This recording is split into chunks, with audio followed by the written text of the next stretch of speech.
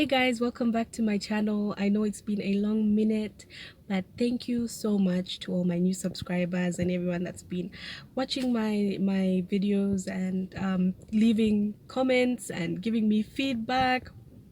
I so appreciate it because it just motivated me to try and make new content, even though I couldn't for a while. But we're gonna do it. We're gonna get through this. So this is going to be a two-part video, by the way, because I'm in such a busy place.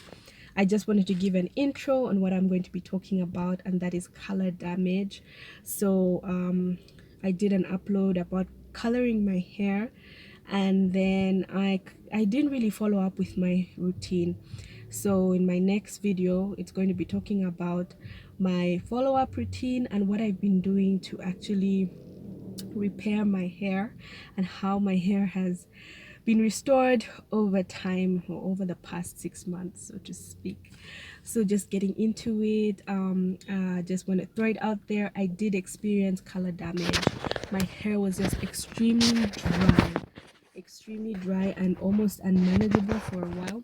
Sorry, almost unmanageable for a while, and it took some time for me to actually admit that I had done the most.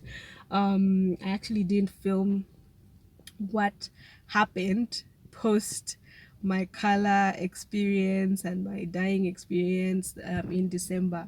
So around January, I noticed I had these splotches of color from my last botched dyeing session. I don't know what happened, but I think I missed a few spots and something went wrong. So I thought, should I wait it out or should I just recolor the places where I really thought were not fixed?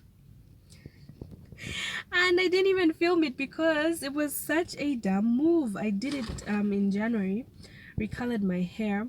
Yes, I did achieve some color correction, but also a lot of damage.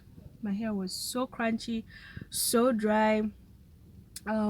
Each time I washed it and it dried, it just shrunk, and not in the normal way that locks shrink or the way natural hair shrinks, but in this way that it just felt so brittle and really delicate. And so I got really desperate at a point.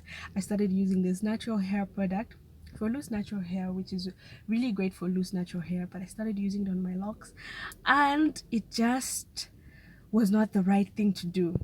It got stuck in my locks and it took me 3 hours to actually wash it out. That's when I knew we have a problem.